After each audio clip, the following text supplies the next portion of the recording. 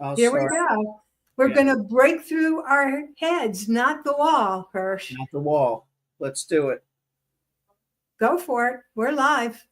Oh, we're live. Okay. Well, yeah. Well, we didn't make a big introduction. Okay. So everybody turn to page 111, chapter 8. The breakthrough is in your head, not the wall. The word mindset is something I often equate with bullshit, lumping it in with all the other phony baloney semantics of business speak that popped up in the 90s and have long hung on in everyone's speech for way too long. Likely you've used the word along with others such as woo woo and new agey, throwing them around as slurs against false prophets, mediums, spiritual healers, three-card Monty hustlers, snake oil salesmen, and anyone else who tries to sell me what I already know. Anyway, that is the beginning of chapter 8 in Selling the Truth, a memoir with insights for life and business by yours truly, Hersh Repun. And my co-host, Nancy Zaire, the sales whisperer, is here with us today, as she is every Friday when the two of us get together for sales and messaging. And today we're talking about just that. The breakthrough is in your head, not the wall. And of course, you have a nice brick wall behind you, so we can always refer. There it is. Okay, it's a real brick wall, folks. So where are we going to break through? I like. It's interesting that you, in your book, you put various words. You group them together. They're kind of overworked at this point in time. They're thrown about, bandied about, but at the same time, I think that there's a feeling of recognition, like I belong to those words. Do you know what I'm saying? Yeah. Yeah. Words. I want to say words matter, but I also want to say that we can make them kind of meaningless if we throw them around too much. A lot of the words that you and I are alluding to are words that we like. It's just that they're overused and now they've lost their punch.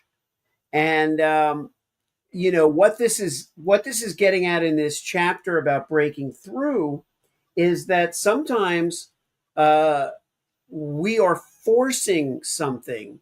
It's one thing to will something into being. It's another thing to force an idea or an outcome that we can't guarantee or we can't make happen.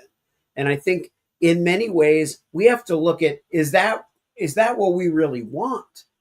Maybe the reason it's so hard is because we are fixated on a certain outcome. Do you think that might be? Fascinating. Yeah, I'm mulling that about. We're fixated on a certain outcome. And as you were speaking, I must admit my mind wandered very much to the hyped up exaggerations, which are so prevalent today, about 10xing various Yeah, business. That seems to be common in parlance nowadays, is that we can't double things or triple things. We need to 10x everything we're doing. yeah, Um, and at the same time, Hirsch, here's the kind of, I don't know, the paradox in all of it.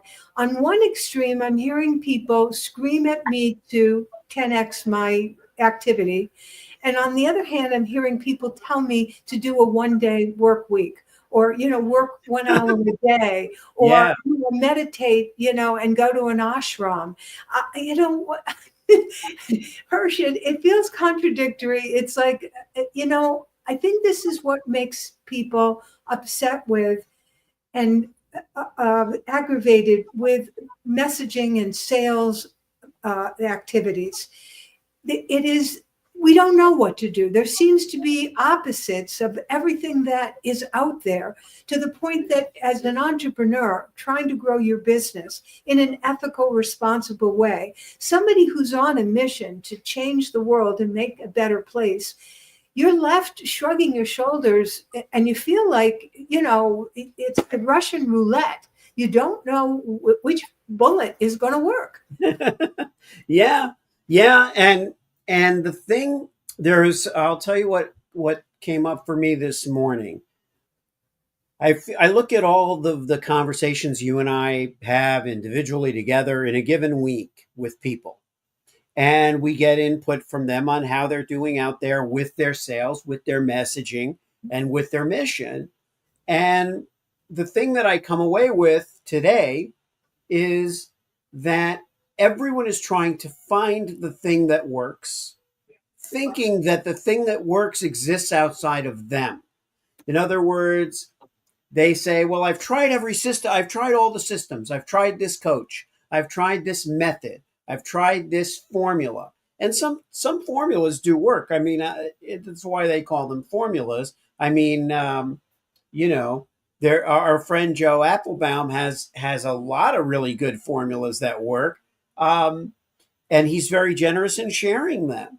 But that doesn't mean that they exist to do for you what you're not willing to do for yourself. And I think that what happens is there's one word that people are forgetting, which is imagination, because they think, wrongly in my opinion, that their audience is not interested in anything new. Their audience just wants to know the same thing they do, what works. So here's my step by step formula. Here are my pillars. Here's my thing. Here's my this and that. And it's not put through or tested in any way in terms of imagination. And I think that what people really crave is a combination of you, your ideas, your proven formulas, and your imagination and sense of play. And if you can put those things together, no one else will sound like you from what I just described. No one will sound like you. Nobody will be bored with you, and everybody will be interested in what you have to say. Yes, and there it's very obvious that when you put all those things together, that the unique selling proposition is evident because Yeah. nobody is like you.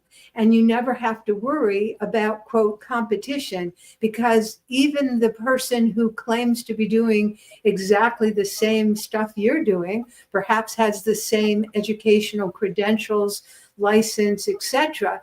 Their experience in life and their background, etc., is going to carve out a unique way of expressing and delivering that very message. Hence, there is no competition. And yet, when I say that, Hersh, I find many people are afraid to be individualistic. We are looking for other people to show us the way and for us to copy and follow in their footprints. I mean, hence, that's what the 10x business is all about. If you do what I do, then you're going to get the same results. But for what I have found is that's not true. And earlier this week, I spoke with a client of mine who was expressing extreme distress and unhappiness with her investment in marketing up to this point in time, because she was looking for someone to not only deliver and create the message that would attract clients, but that, of course, these weren't just going to be prospects. They were going to be people who signed up immediately, and that it would, once she did it, Hersh, it would be done forever. It kind of like she never had to do marketing again. And you and I know, and any entrepreneur who's been in business a while knows, that marketing is a continuous process, and that what worked yesterday may not work today. Hence, this is the reason why you have to bring your whole self to the situation, because things are constantly changing, and you do need to use your imagination to mold and tweak whatever you're learning to fit your circumstances. Yes, well said. And that is exactly what I mean when I said earlier that words don't matter. They don't matter if we don't give them meaning. To the same line of thinking, I'm a big advocate about changing your profile, changing your headline, changing your copy.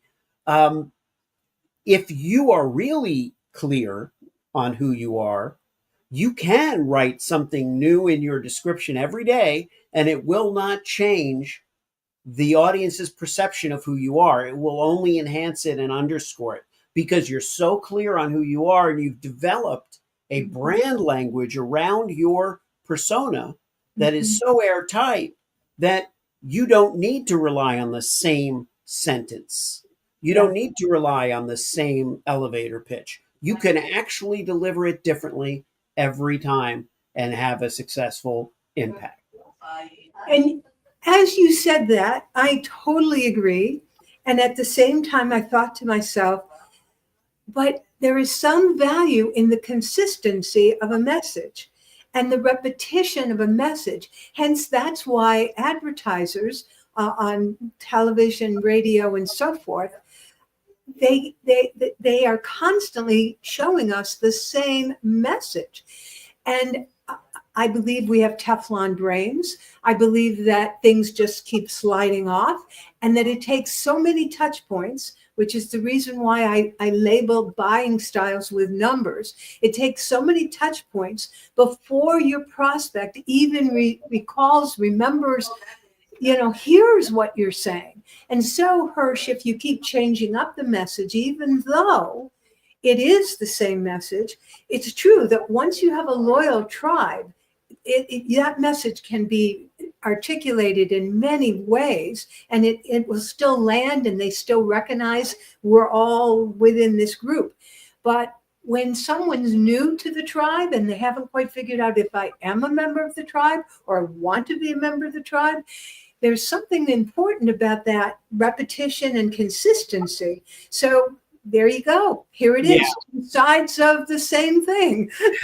Well, yeah, and I do agree with you for sure that the point at which you have become fluent in your brand language and that you have reached an established level of trust and a likability with your audience, yes, then that is the time to experiment, to change, to essentially imagine teaching your children, how to write or speak. You're teaching them one letter at a time, then one word at a time.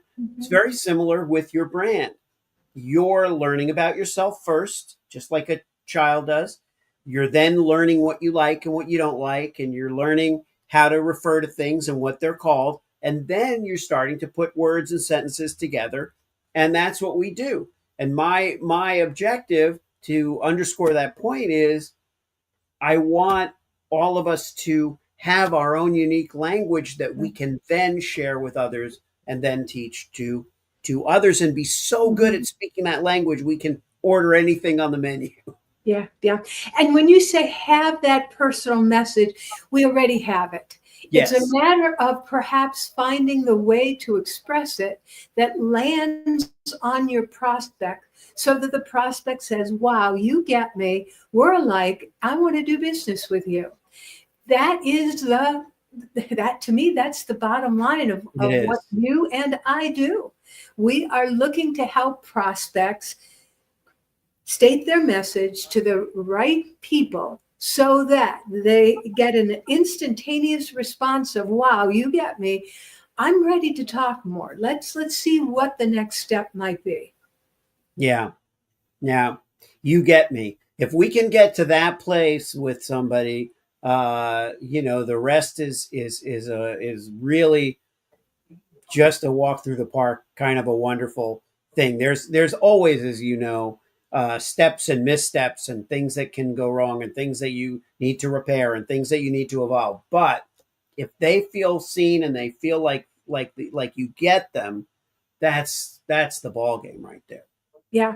And so breaking through the wall versus breaking through the head, it starts with your head needs to be in the right place. You got to dial in, and that's where having a conversation and really understanding who you are, your experience, what you bring, your uniqueness, getting that pulled together in a comprehensive, but how would you phrase it, Hersh? Because you're able to pick out, the gems that just kind of cut through the clutter and organize it so it becomes very understandable.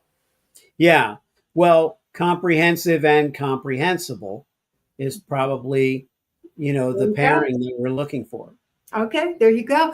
So next week, we're going to continue talking about breakthrough. And I particularly want to look more at branding and how branding happens. Because if you aren't thinking about your brand and you aren't promoting and understanding what your brand is, you're losing an opportunity to convey your unique selling proposition.